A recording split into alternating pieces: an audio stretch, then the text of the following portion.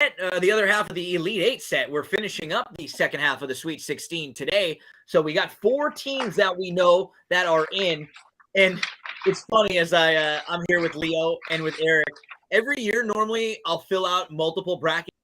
I'll kind of do 1 or 2 that are like my main brackets, and then I'll usually do 1 that is my anti-bracket.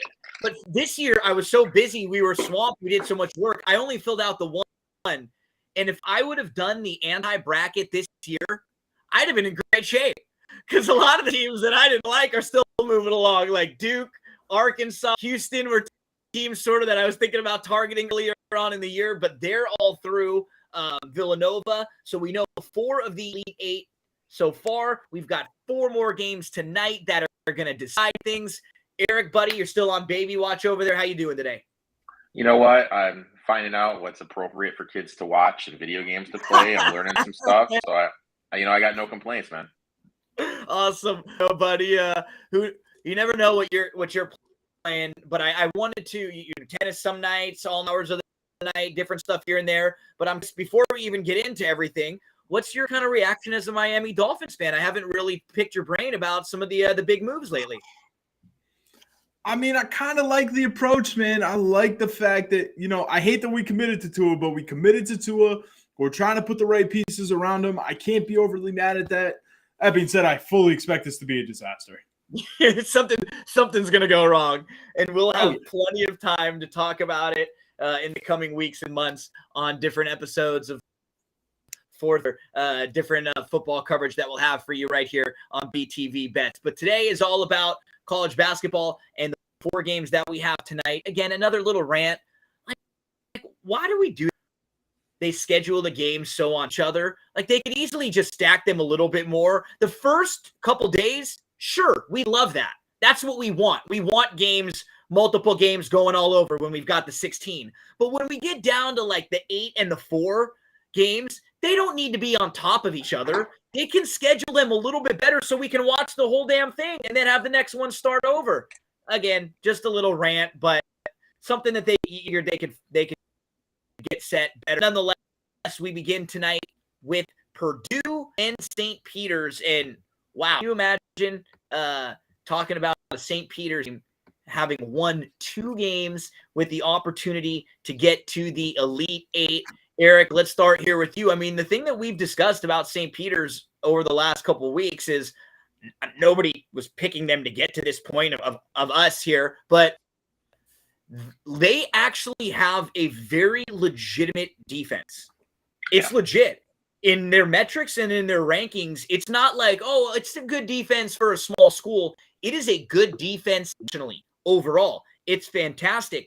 So we'll get a good idea of how that defense stacks up because they're going to be playing one of the best offenses in the league. A team like that we saw the other day, they're going to shoot a ton of free throws is Purdue.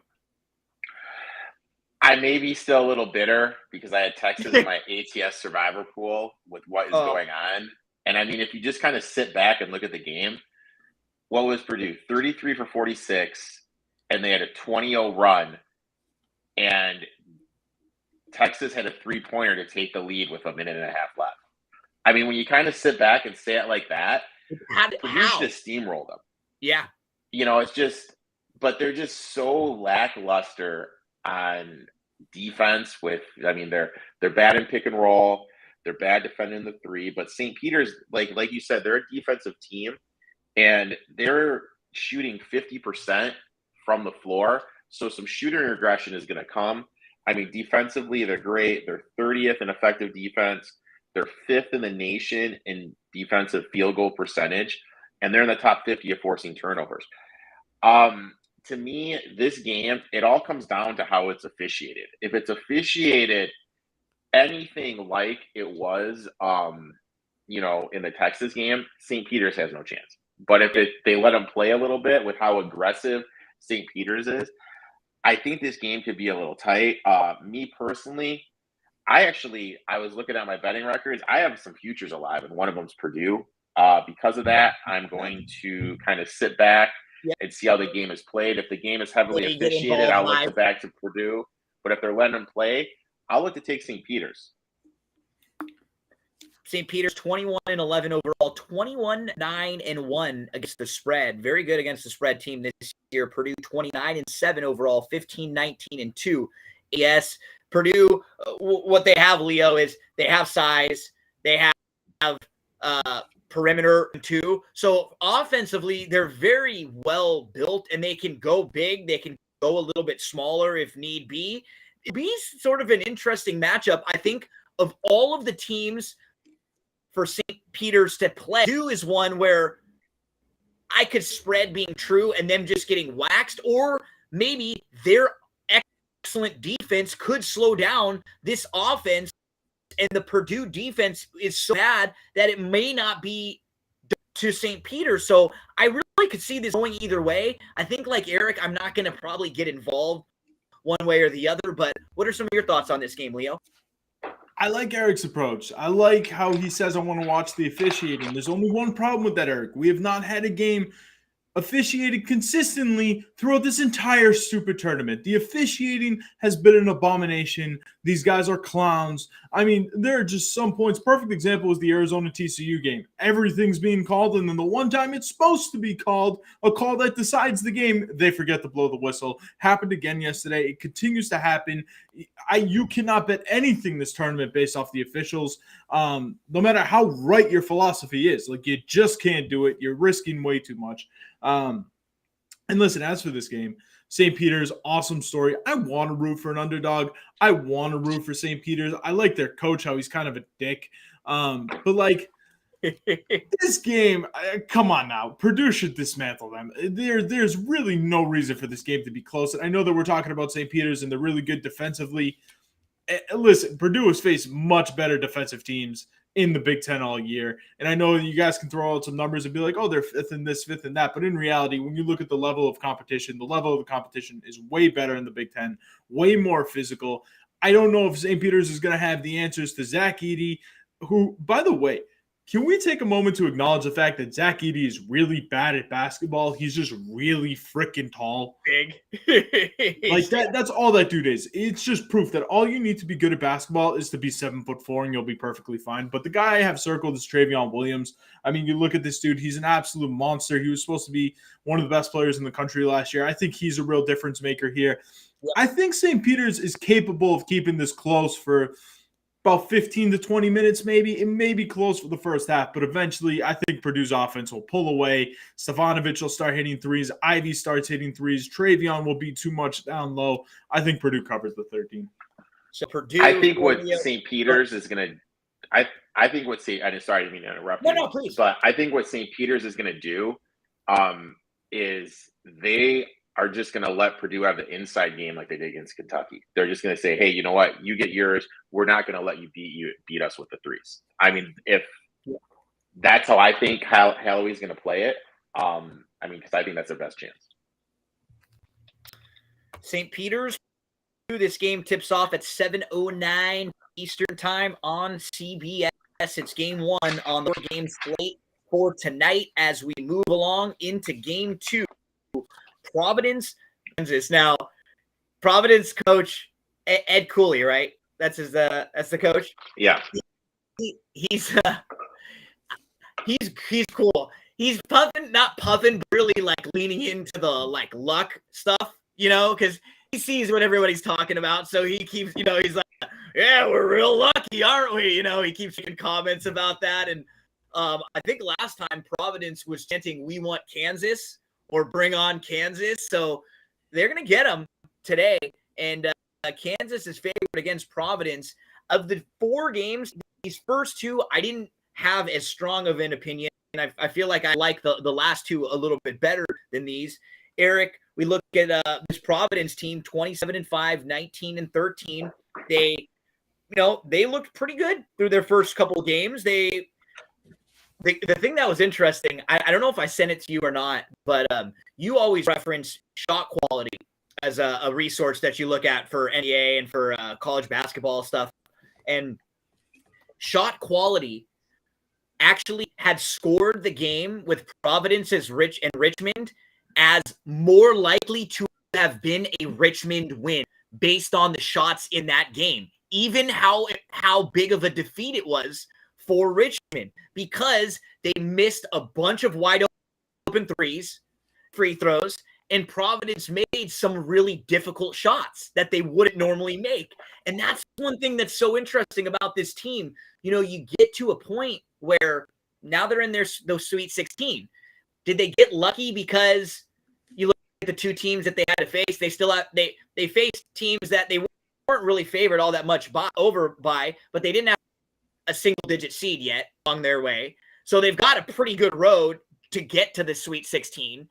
Is that a luck thing, or were they, you know, it's one of those things that's funny. How long can this continue to run? Do you think the luck runs out here? What are you doing in this game?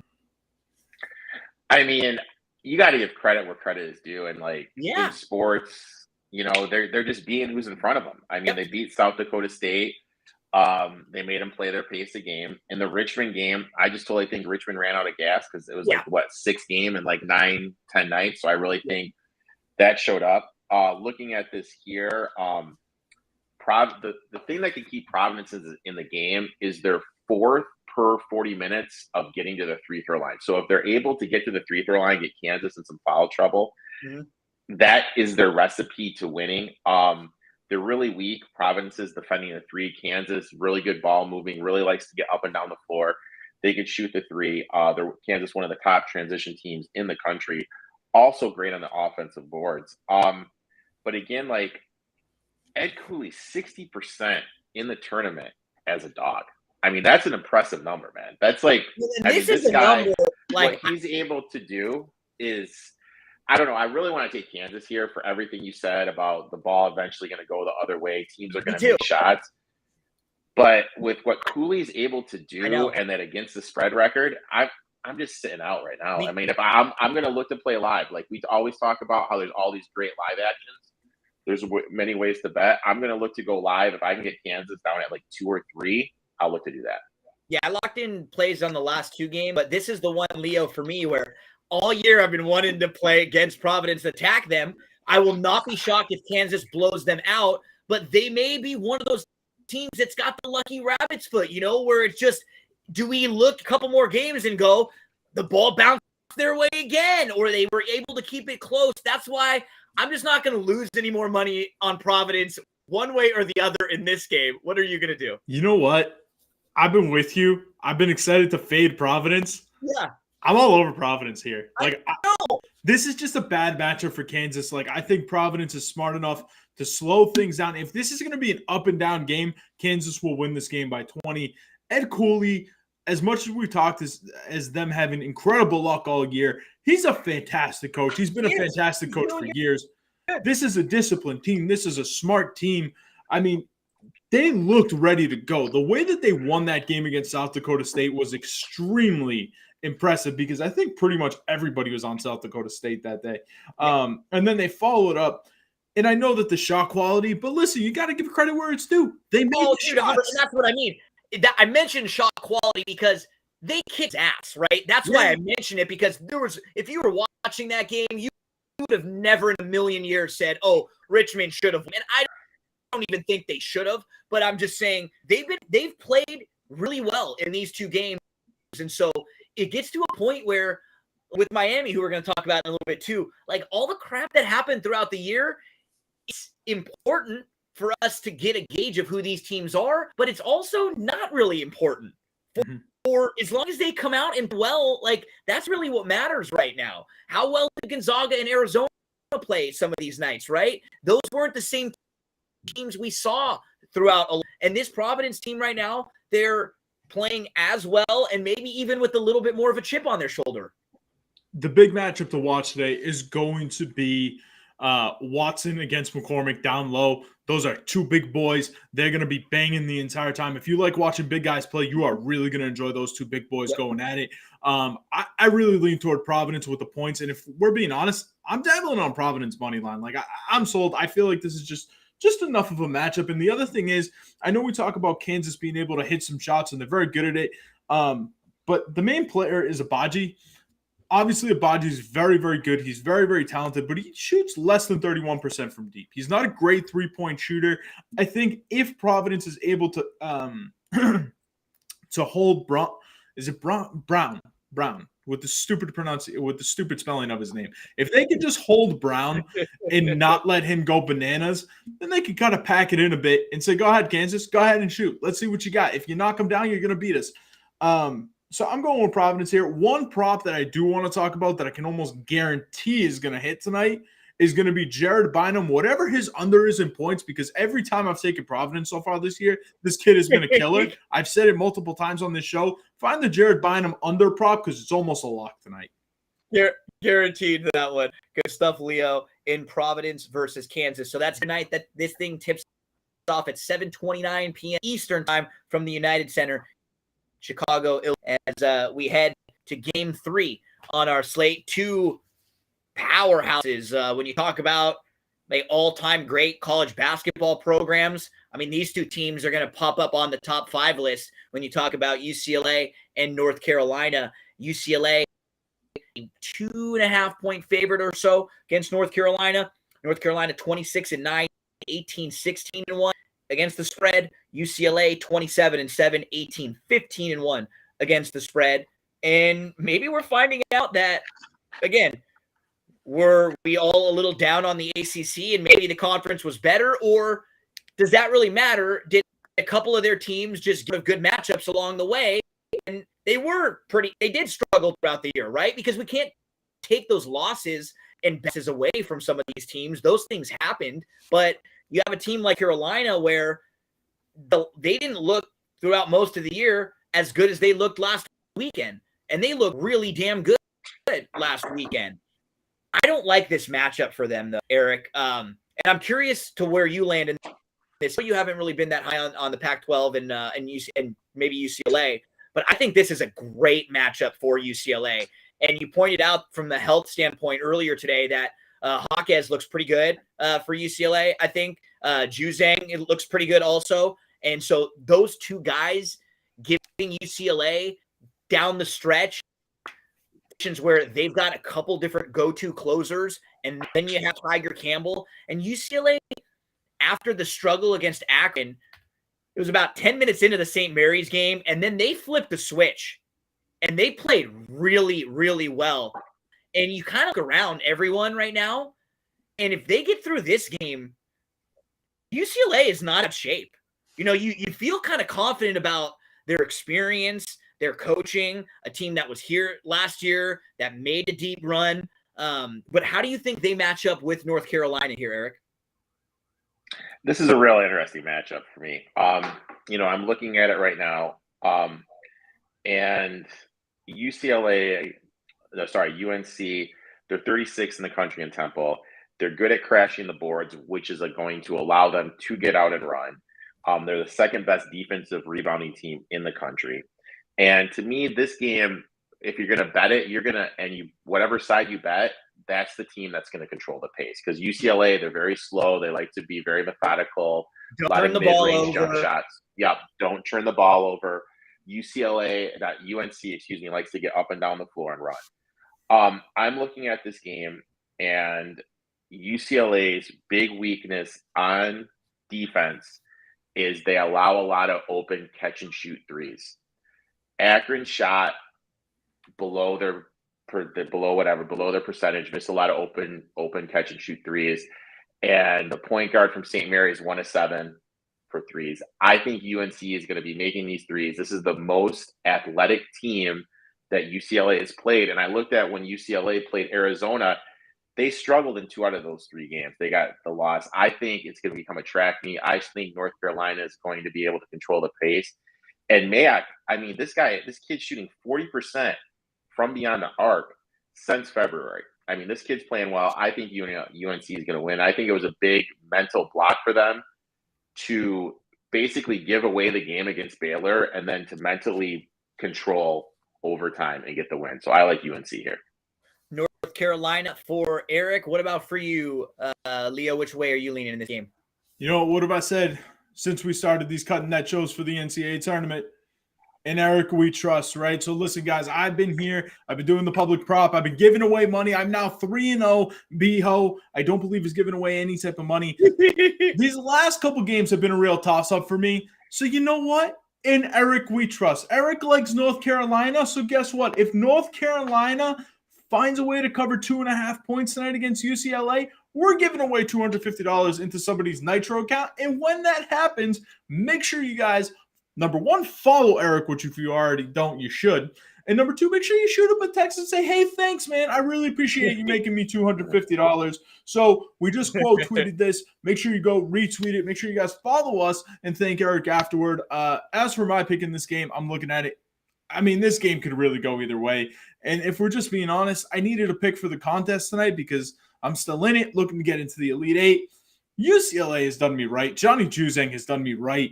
This guy has not let me down every single time I've taken him, which is probably the worst reason to take UCLA. I'm going to pass this game, actually betting it contest-wise. I'm taking UCLA, and I'm rolling with Juzang. One of the struggles that North Carolina's had all throughout the year is a consistency. They've been an inconsistent team where they'd have really bad halves, really good halves, or just really bad games, really bad stretches and backs and forths. And so I wonder if just from a matchup standpoint, you have a UCLA team that is sort of, you know what you're going to get, and a North Carolina team that could be very high and very low. So I'm going to lean UCLA here. And even just like small lean, like looking at some of the metrics that I thought game would be a bit higher UCLA side. So I'm leaning UCLA here. And but for the public prop, let's hope that I'm wrong. If someone out there wants to make a little cash. Oh, I think Blackjack joins us. Blackjack, what's going on? You jumping in here to talk a little college basketball tonight with us? How we doing, brother? We're talking UCLA, North Carolina now. Any opinion on this game? I can't hear anybody. Uh-oh. Oh, wait. There we go. Okay. What's going on, BJ? We're talking UCLA, North Carolina. UCLA, 2.5-point favorite in this game tonight. It's the third game of 4 on the slate. Any lean or any strong opinion in this one? I do, Gino. I have a strong opinion here. I had spent the last 5 days thinking that I was all over UCLA here, and then today I changed my mind. I am on North Carolina money line tonight. I think the size inside for North Carolina is going to be a problem for the Bruins. I think that the rebounding edge, which as we've seen in these games can be absolutely critical, will go to North Carolina. And I think if North Carolina really wants to push this thing, I think they are the more apt team to do it. I'm more impressed with North Carolina's wins in this tournament. I think the Pac-12 has been a little overrated, and I think they go home tonight. North for BJ. Eric's on the North Carolina side. Leo bounced onto the UCLA side. I'm leaning UCLA also. Think that they might just be sort of a little too disciplined for this North Carolina side. Now, Blackjack, we want to get your opinion on a couple of the other games first, but before we do, want to show everyone a collaboration that we've got going on with Old Smoke Clothing and Better Than Vegas. So let's pull up the t-shirt here, Blackjack, and while we've got you, why don't you tell us a little bit about this shirt? I mean, this is the sexiest t-shirt I've seen in a long time, right? Yeah. This is a beautiful t-shirt. This thing is made for anybody who gambles, whether it's on horses, on sports, and casinos, lottery tickets, I don't care what it is. It expresses beautifully the mantra of a gambler, which is I don't bet, I win.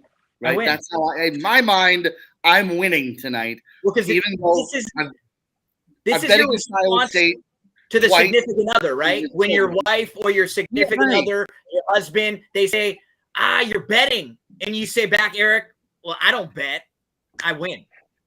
I win. Yep, that's the mindset you have to have. Right. Old Smoke makes, I mean, Gino, I know you can attest to this. They make some of the most comfortable shirts you're gonna have. They're soft, they're light, they wash great. They're not gonna shrink on your fade. They're really, really great shirts. I can't stress enough how much I love it. It's oldsmokeclothing.com/BTV. And Gino, is there a promo code maybe to get some free shipping? GINO. It'll get you free shipping on your order, so it'll save you the $5 there. And This shirt is awesome. And if you've ever been a fan of any of the BTV content that we have here, we love being able to help you out. We love entertaining you and informing you. And we always want to keep all the content here for free. So this is a great way to support us. Absolutely. Think about all the 4th and Inches shows, the 2-minute drills, all the stuff through NFL, every single game, all the holidays we were here for you. These our fans, and God bless them, they're the best. They don't even know some of the stuff we have coming. We have some incredible stuff coming down the pike in the next month or two that is going to just blow people's nips off. So if you want to protect the nips, buy this T-shirt. It'll do a great job of it. Helps us all out. Thank you so much.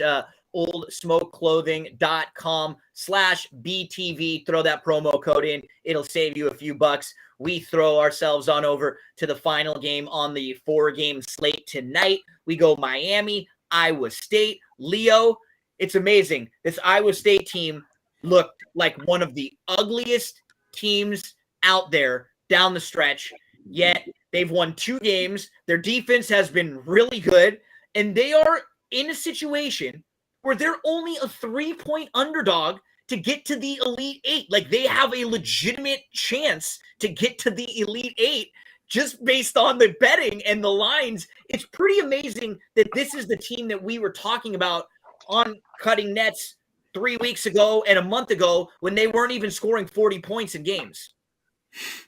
I mean, listen, I've had enough of this team. I've had enough. I cannot wait for them to be eliminated. I know you hate this team so much. I know you got to put my bias aside. Don't bet this game, okay? It's going to be miserable. You're going to have to suffer through it. Like, do not bet this game.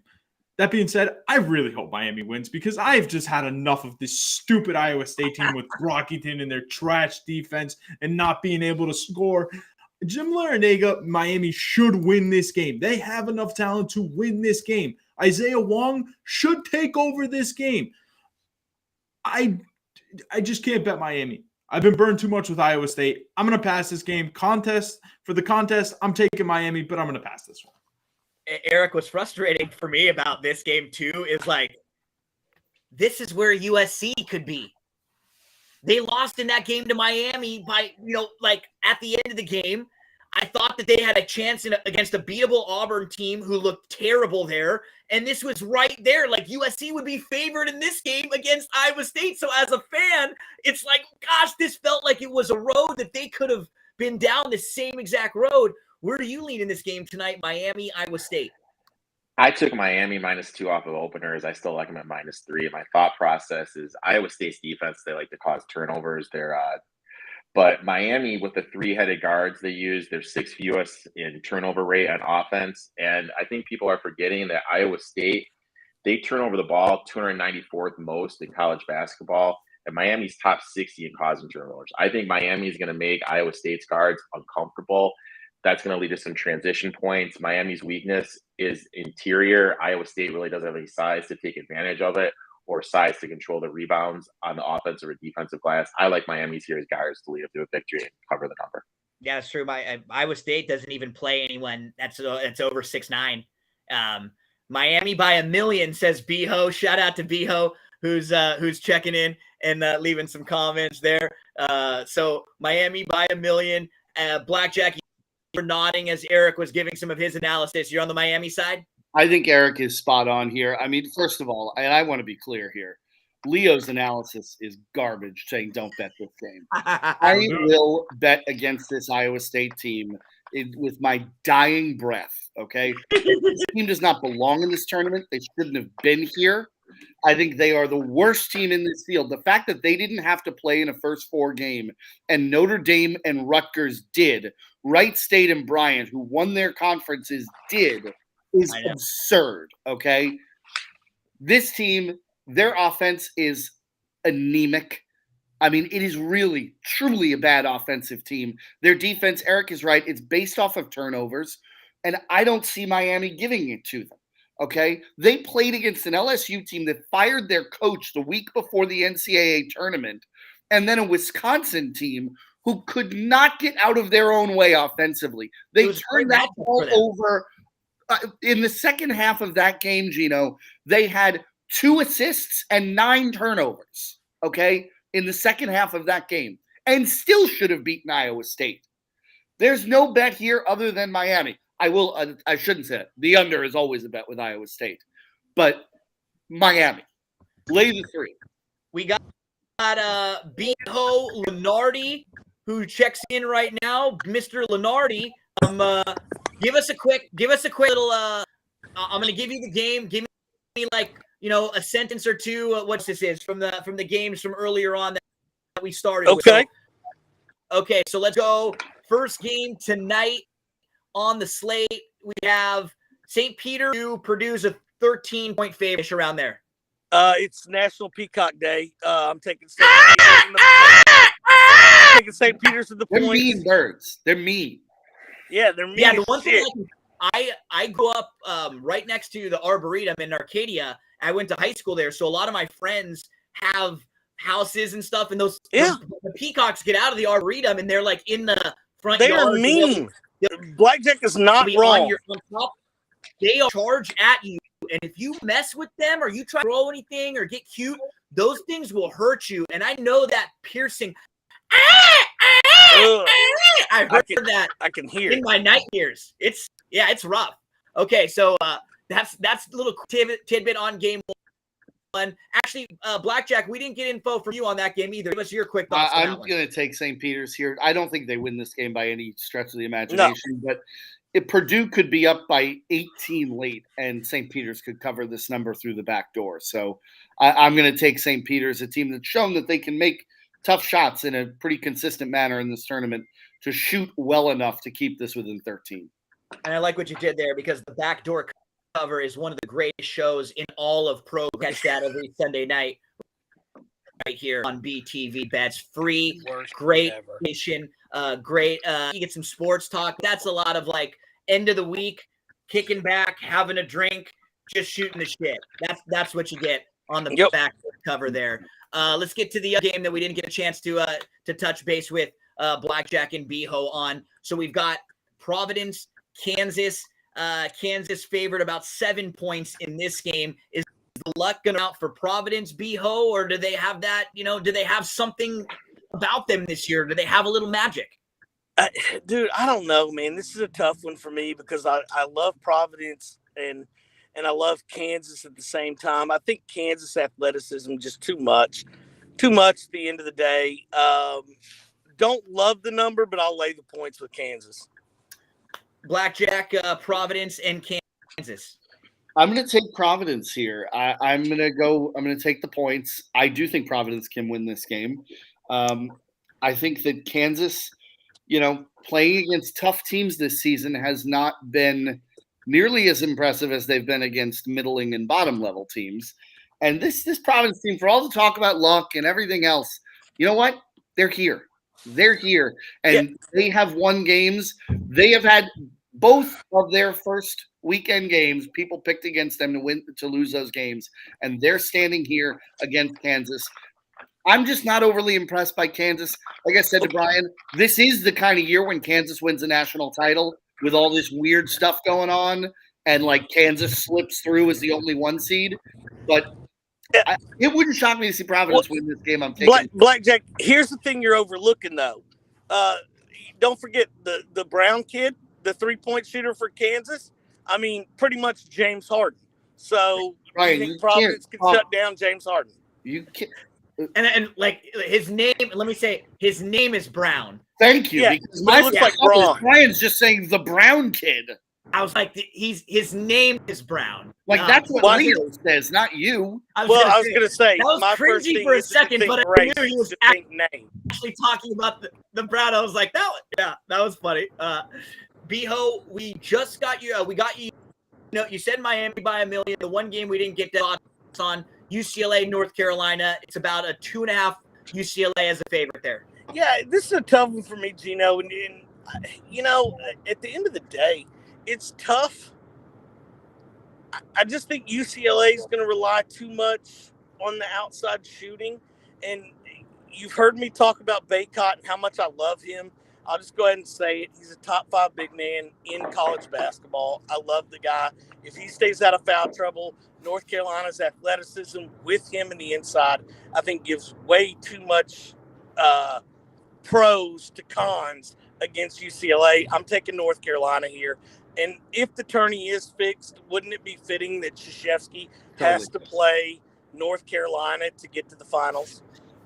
That would be pretty funny. You know, this tournament, and I have been saying this now to Brian and Leo since the beginning of it. This tournament, I believe, is suspect. I believe that everyone is tanking for Coach K, so he wins the title. He beats North Carolina in the Final Four in his last year. And then beats Kansas in the finals. Yeah. I mean, I think this is and pulls a Ric Flair. Pulls a Ric Flair after he wins it in helicopters in center court. We got some weird things. The Holmgren getting the little body fouls last night, little things here and there all throughout. So who knows? We may have we may be reading about the screw job years later about this one, right? WWE, we're only a week out from WrestleMania. There's gonna be a lot of wrestling content coming up next week. Gonna do a little preview there on BTV Bets throughout the week, fellas. I'm looking forward to a fantastic Saturday coming up because tomorrow we will be previewing who's going to try to get to the Final Four. So we'll have Cutting Nets at 10 a.m. Eastern time. And then we will have Mohawk Mania a little later on in the evening. There's going to be a huge carryover mandatory payout in the Super High Five at Mohawk tomorrow. So we will put in some High Five tickets. I think we're also going to preview the early Pick 5. We moved our Thursday show to Saturday just so we could ramp up that pool. It's supposed to be huge. So going to be a really cool Saturday. Make sure you hang out with us here as we get you set early in the morning for college basketball and then later for some Mohawk Mania. Then Sunday we'll do the same thing, Cutting Nets, and we'll have some NBA with a couple of NBA holes with Eric and with Kyle, myself. We'll talk some Sunday NBA. And you finish up with the backdoor cover Sunday night. Thanks for coming on and joining us. Beho, it's always great to get your opinion again, buddy. Leo, good luck to you tonight. Eric, keep on baby watch. Let us know how things are going over there as you monitor everything. Good luck to you and the family. Flip those notifications. That way, anytime we go live TV Bets, you'll be notified right away. Have a fantastic rest